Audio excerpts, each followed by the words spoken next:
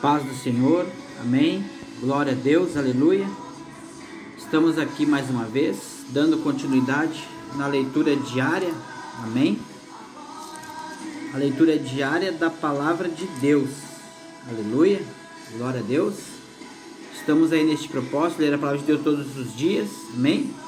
E como estamos aprendendo, amém, criando o hábito, amém, de estar sempre mais próximo de Deus, né? Hoje estamos lendo uma vez por dia, né? Há muito tempo nós não líamos nenhuma vez, né? Então Deus, através do seu Espírito Santo, misericórdia e graça, né, nos deu esse entendimento, essa ideia para nós nos beneficiar, amém, da palavra de Deus, né? Seguindo tradicionalmente o que está escrito em 2 Timóteo capítulo 3, versículo 16. Toda escritura é inspirada por Deus e proveitosa para ministrar a verdade, para repreender o mal, corrigir os erros e para ensinar a maneira certa de viver. E para que isso? A fim de que todo homem de Deus tenha capacidade e pleno preparo para realizar todas as boas ações. Amém? Está aí, né? A palavra de Deus, ela é boa para todas as áreas da nossa vida, né? Se tem alguma área da nossa vida que não está, que a gente não consegue achar uma solução, a solução está na leitura da palavra de Deus, amém? Eu estava lendo algo sobre o ódio, amém? Sabemos que muitas pessoas hoje aí vivem com ódio do pai, com ódio da mãe, com ódio dos irmãos, amém? Ou vem carregando algum ódio há muito tempo e não consegue se libertar, não consegue tirar. E a gente sabe que o ódio ele pode até nos fazer perder a salvação. Por isso nós temos que tomar muito cuidado. Se nós temos mágoa de alguém, se nós temos alguma amargura do passado, amém? A palavra de Deus ela está pronta para nos ajudar a nos tirar disso. Em 1 João 13, 12, aliás, 1 João 3, 12. Não sendo como Caim, que era do maligno e matou o seu irmão. E por que o matou? Porque suas obras eram más e as de seu irmão justas. Amém? Tem outro versículo aqui que fala também em Hebreus 12, 15.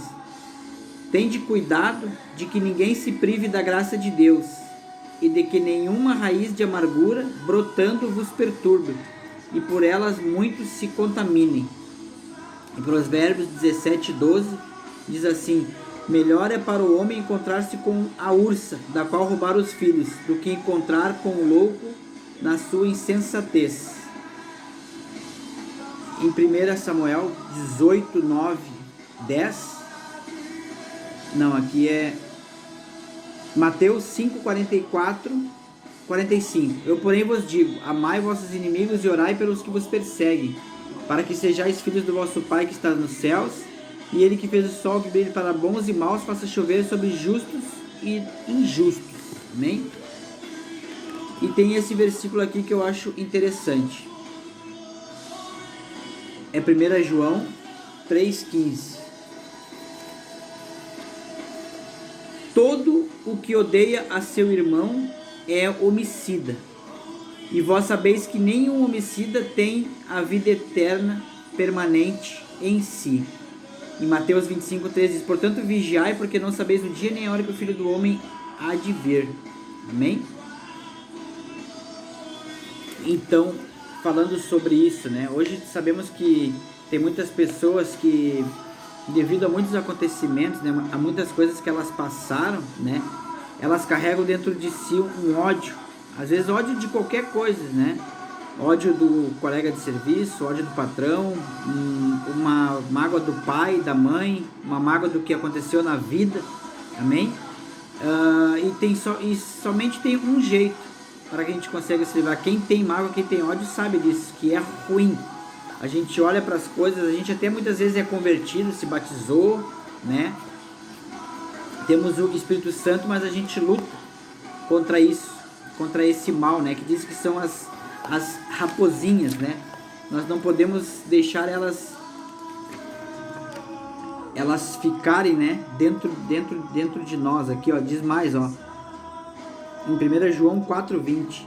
Se alguém disser eu amo a Deus e odiar seu irmão, é mentiroso, pois aquele que não ama seu irmão a quem viu, como pode amar a Deus a quem não viu?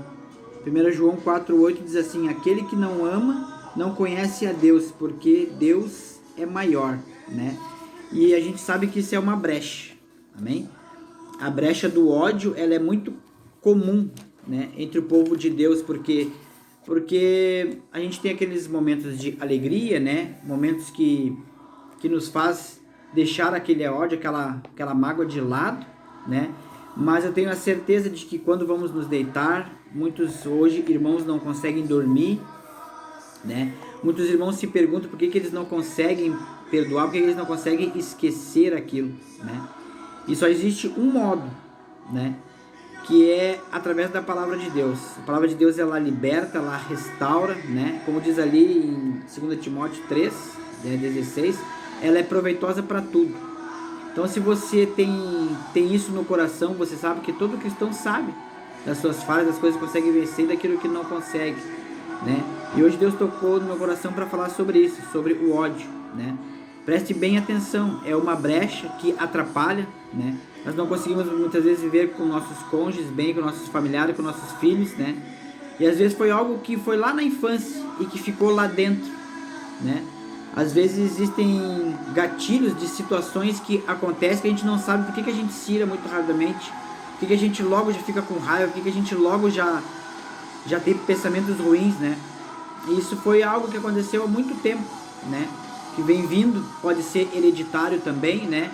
Isso são demônios, são espíritos malignos que vem tratando já na vida dessa pessoa há muito tempo, né? E isso pode acontecer na vida de um cristão também, por ele não tratar, amém?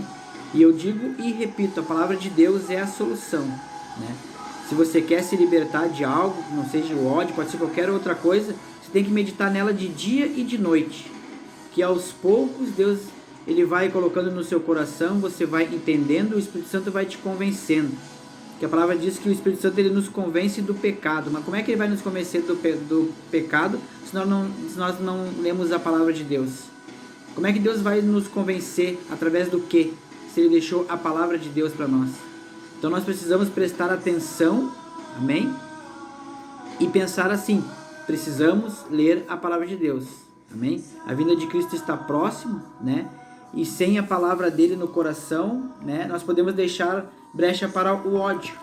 E o ódio pode nos fazer perder a salvação. Então, vamos lá, vamos ler a palavra de Deus, né? Vamos tratar aí essa mágoa, esse ódio, esse trauma, né? Isso que fica dentro do nosso coração, da nossa mente, às vezes lá no subconsciente. Amém? Vamos lá. É isso que Deus tem para nos falar. Capítulo 36 do livro de Êxodo. Amém? Assim, Bezaleel ao Eliabe e todos os homens de coração sábio, a quem Yahvé concedeu extraordinário talento e habilidade para fazerem toda a obra de construção do santuário, realizaram todo o trabalho precisamente de acordo com o que o Senhor orientou. Versículo 2 do capítulo 36. A entrega da oferta de adoração. Moisés convocou, pois, a Bezaleel e a Oliabe e a todos os homens capazes a quem o Senhor abençoara, com sabedoria, todos cujo coração os impelia a cooperar com o entusiasmo na realização da obra. Assim, na presença de Moisés, eles receberam todas as ofertas que o povo israelita havia trazido para a construção do santuário. E as pessoas costumavam trazer suas doações voluntariamente, manhã após manhã. Por esse motivo, todos os artesãos talentosos que trabalhavam no santuário tiveram de interromper seus afazeres e solicitar a Moisés: Vede, o povo está trazendo muito mais do que é necessário para realizar a obra que Yahvé ordenou que fizesse. Então ordenou Moisés, e sua orientação foi proclamada em todo o acampamento, dizendo: Nenhum homem ou mulher deverá fazer mais objeto algum para ser oferecido à construção do santuário. E desta maneira o povo foi impedido de trazer mais contribuições, porquanto o que haviam recebido era mais do que suficiente para realizar toda a obra, e sobejavam. Versículo 8. A construção da tenda de Deus. Os artistas mais talentosos e habilidosos dentre todos os que trabalhavam na obra levantaram o tabernáculo com 10 cortinas internas de linho fino, trançado e de fios de lã azul celeste, púrpura, escarlate e carmesim, com figuras de querubins bordados sobre eles. O comprimento de cada cortina era de 12 metros e 60 centímetros e 1 metro e 80 centímetros de largura, uma única medida para todas as cortinas internas. 5 cortinas eram ligadas uma à outra, e as outras 5 eram também ligadas uma à outra. Fizeram laçadas de lã azul celeste ao longo da borda da última cortina interna do primeiro conjunto de cortinas internas, fazendo o mesmo com o segundo conjunto.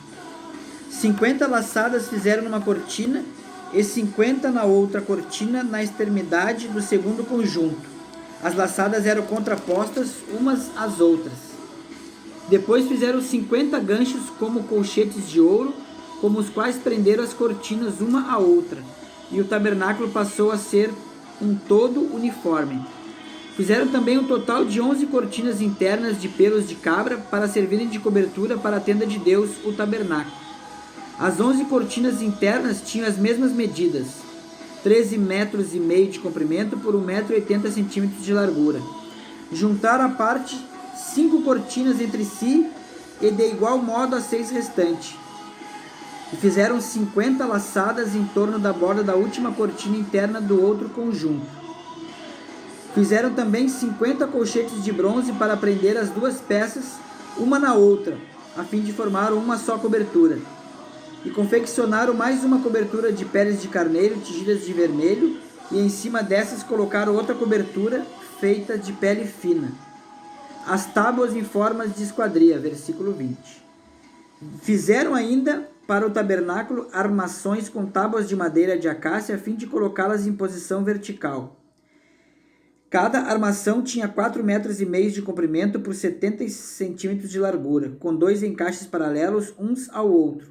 Assim, todas as armações do tabernáculo foram feitas com tábuas de madeira de acácia.